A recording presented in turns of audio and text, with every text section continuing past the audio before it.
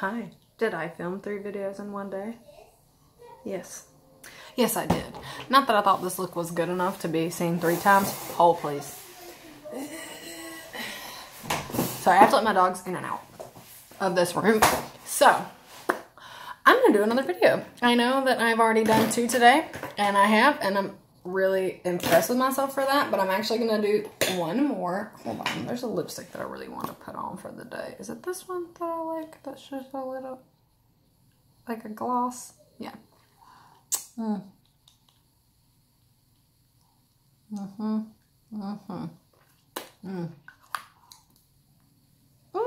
Girl, she's cute. This is the Paul and Joe Cosmetics lipstick. I don't know the name of this lipstick.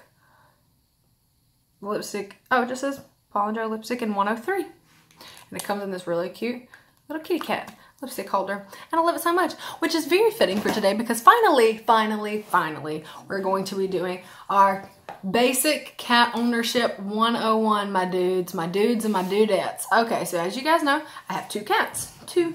Gunter that I have, my Siamese-ish cat. We have had, that's the first cat I've ever owned in my life. That was my cat. So, we're going to talk about cat ownership today, starting with the absolute basics. Cats are a very low maintenance pet. They're really good pets to have if you don't want something that wants to be up your ass 24/7, unless you have my cat Gunter who's up my ass 24/7. But still, in general, cats are pretty self-sufficient. I would not at all call them a beginner pet whatsoever. Now, I know a lot of people think because cats are a little bit more low maintenance that they're a good like beginner pet, and they are not. Look in my eyes. They are not a beginner pet. There is a lot more that goes into their care than you may realize. Basics. Your cats need to be spayed or neutered for every reason in the world. We'll start with the most practical. If you have a male cat, you need to get him neutered between 5 and 6 months because male cats do what we call spray. And it smells like stinky butts and they spray. It's like almost like urine, and it may actually be urine. I'm not 100% sure. It actually is. And they stand up and their tail goes and they go and they shoot out the most foul smelling piss, nasty, gross shit in the world. And that's how they like mark their territory. A neutered male cat generally cannot do this. My male cat can, but his spray doesn't smell like anything, but he does it still. And he was neutered at 6 months old, but generally speaking, that helps to keep them from doing this. But Tomcat spray smells so freaking disgusting. It smells like skunk and you can't get it out of whatever they have sprayed on. Your female cats need to be spayed because cats are induced ovulators, meaning that a female cat will go into heat anytime that there is an intact male around her. That means your cat doesn't have a set heat cycle like a dog does, where they go into heat twice a year, and those are the times that they are fertile and they can get pregnant. Cats can get pregnant at any fucking time. Anytime. Induced ovulation. They go into heat whenever there's a male cat around. Whenever there's a potential for them to have a baby is when they go into heat, which is any time. And as you know, Bimo, my cat, my little problem child, it took a lot for us to get her spayed because she does have a heart condition, but she was crazy before we got her fixed. Luckily, I have an amazing surgeon in my hospital. She did an incredible job with Bimo. She did have to have some injections that sped up her heart rate, and it was still a really touch and go surgery for her, but she was miserable being intact because we have quite a few male cats in our neighborhood, and she would like attack you trying to get outside to those male cats so she could breed. And if she were to get pregnant, it would kill her because her little heart just couldn't handle it. She does have a few heart conditions that we're not going to get into because it's not a video about my cats. It's a video about your cats or your potential cats. So, spay and neuter your cats. Just spay and neuter your cats. Just do it. Do it. Do it. Do it. Do it. I think I've driven that point home. Next, we will go into feeding your cats. Your cats cannot be vegan. I'm sorry. I'm sorry if I've upset you. If you're vegan, that's amazing. If you want your kids to be vegan, fine. Your pets cannot be vegan. They cannot. Cats require a higher concentration of protein in their diet than a dog, and they have to have it. Gotta have it. You cannot have a vegan cat. You can't. I'm sorry. You cannot. You need to vaccinate your cats. I don't care if they never go outside, because what's going to happen is your cat, that's what I hear all the time. My husband, well, I don't vaccinate my cats because they never go outside. Okay, number one, in most places it is illegal, against the law, you hear me? Illegal to own a pet that is not vaccinated against rabies. Illegal to own a pet that is not vaccinated against rabies. Besides the fact that you could, I don't know, ruin your pet's life, because any place that has any wildlife has a potential to contract rabies. There's no cure for it, and they can bite you and give you rabies. And rabies shots for a human to get, like if you've been bitten, they are so painful and they are so expensive. Like one rabies vaccine, I think it's a series of 4 if you've had an exposure, they're like almost $400 a piece, and it is so painful. So vaccinate your fucking cats. And I recommend full vaccines. I want you to get your cat's feline distemper, feline leukemia vaccines. I mean, everything you can, because you don't know for a fact that your cat will never get outside. BMO is an inside cat, and sometimes she escapes. That's why she is fully fucking vaccinated. She's on heartworm prevention. She's on flea and tick prevention, because if she does get outside, because it's not impossible. She escapes sometimes. Not all the time, but occasionally, because they're cats and they're smart. And I have children that open the door and she goes, pew, and runs out. And I can normally catch her, but if I can't and she's outside for a couple of hours, I want her to be protected against these things that could kill her. And I don't know why you also would not want that for your cat. You are not perfect unless you keep your cat in a cage all the time, in which case you should not have a cat. Sorry. Moving on to another controversial topic, and I don't care if you guys don't like my opinion on this. I don't care. You should click off right now. If you declaw your cat, it is cruel. That is a cruel thing to do. I don't care how you feel about that. I don't care how you feel. It is cruel. I have assisted in the procedure myself, and it is horrible. I don't care if your vet has laser that they do declaws with, it's still cruel to do.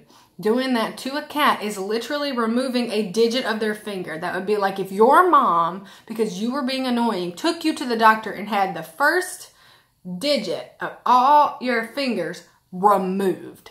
That is what it is. And people that don't use laser, they use something that looks like a toenail cutter, and they just snip it off, and they have to glue it closed. Your cat sometimes has to learn how to walk again after being declawed. Your cat's personality could completely change because they've been through something that traumatic. They can't use regular litter boxes for a long time. They have to use like ripped up paper because it'll get stuck in those nubbins. And it is bad. I understand some people have declawed their cats for like medical reasons. Like if your cat has deformed feet and its claws always grow up or grow straight down into the pad, that's a real medical condition that your cat needs to be declawed if that is happening, because your cat is in constant pain because of a deformity in his feet. If your cat is perfectly fine, leave him alone. Don't do that. I also, you guys know, I've talked about like cropping ears and docking tails. I don't believe that your pet needs cosmetic surgery for any reason. There is reasons why people do get their dog's tails docked if they have broken their tails, and that is an amputation. Completely different. I used to have a cat named Bobby that lived at my grandpa's house. Wasn't really my cat, it was my grandpa's cat, but I loved him. And he had his tail docked because when we found Bobby, his tail was completely decloved, meaning stick and shred, it was just bone. Just bone. There was no fur, there was no flesh, just bone, because he'd been attacked by something in the woods. So his tail was amputated and he had a bobtail. That was medically necessary. I don't want to hear all this bullshit. They'll be in my comments like, well, I had to get my cat declawed because she was tearing up my furniture. Don't get a cat. They have claws. Just don't get one. My cats claw my furniture too. They have scratching posts everywhere, and they still sometimes choose to claw my furniture because they're fucking cats, and that's what I have. I keep BMO's nails trimmed. Gunter, I don't trim his nails at all because Gunter goes outside. A lot of people have an issue with that, and genuinely I would prefer for him to be an inside cat, but when we lived in the country before we moved here, he always had free range and he would go outside because he kept escaping, so we're just like, fuck it, you can just go outside. And so he's always been inside, outside cat. I don't really have a problem with outdoor pets.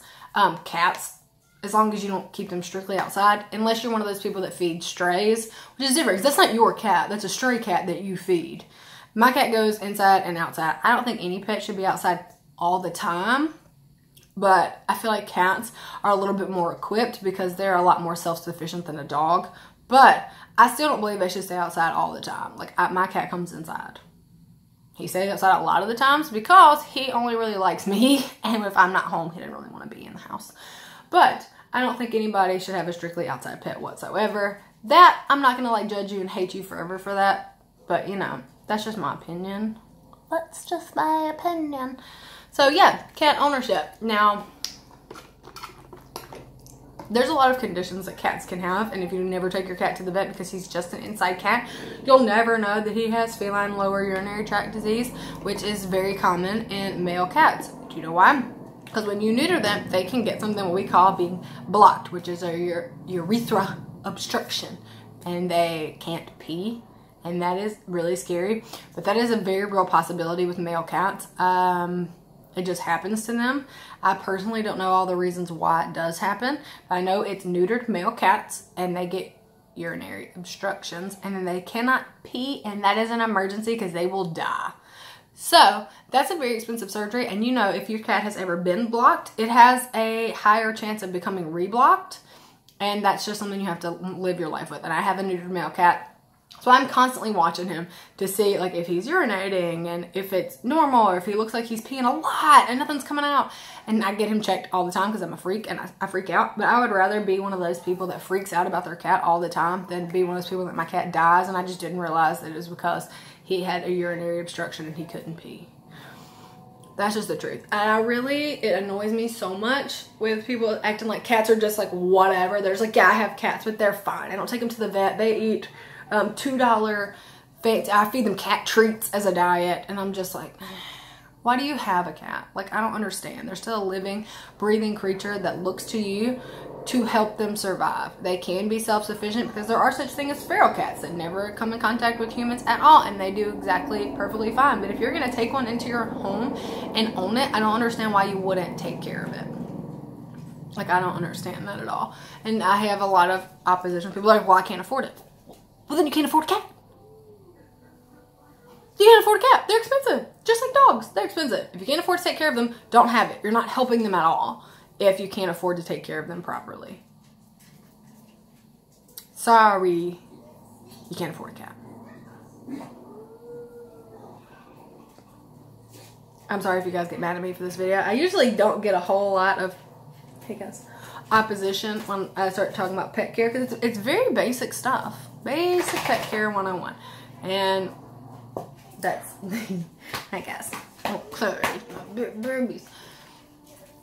Real quick, we'll talk about feeding. I prefer dry food for my pets. Wet food is fine. It's not as good for their teeth, but especially cats that have like renal disease, they really need that extra water intake, so wet food is fine. I have always been a big believer, I talk about it all the time, in the brand Hills, H-I-L-L-S, Hills, and I use sensitive skin and stomach diet for my dog and my cat, except for Gunter because he is allergic to chicken. Cats as a whole vomit sometimes they regurgitate. That's just a cat thing, unfortunately. It is never normal for your cat to vomit every time it eats, but sometimes they throw up. I know that sounds like I'm being like whatever, but sometimes like if your cat throws up like once and he's never done it before, he's probably okay because cats like clean themselves, hairballs, they vomit. But my cat was vomiting every single day, and long story short, he's allergic to chicken, so he has to eat a specific diet that is venison food. Otherwise, he throws up every single time he eats. If he goes to the neighbor's house and they feed him fancy feast that has chicken in it, he will vomit all day. So pay attention to your cats. Watch what they do. They're trying to tell you stuff. They have allergies too. My cat's allergic to chicken. You know what's in all cat treats? Fucking chicken. And they're in everything. He has to have special treats, special food. I have to monitor him so he doesn't get into other cats' foods because I live in a neighborhood with 1 billion cats and everybody leaves cat food on their back porches for the stray cats to eat so they're not starving, but my cat will go over there and eat it and vomit because he's allergic to chicken. And I tried to transition him to being an inside only cat and he will not do that. He just won't. And that's my own fault because he had lived most of his life being able to go and do as he pleased. And then when I tried to take him and put him back inside all the time, he was furious. So he is a free spirit. That particular cat is a free spirit. And a lot of people don't like it if you let your cat go outside. And I understand, like, I feel like that's valid if you don't appreciate that.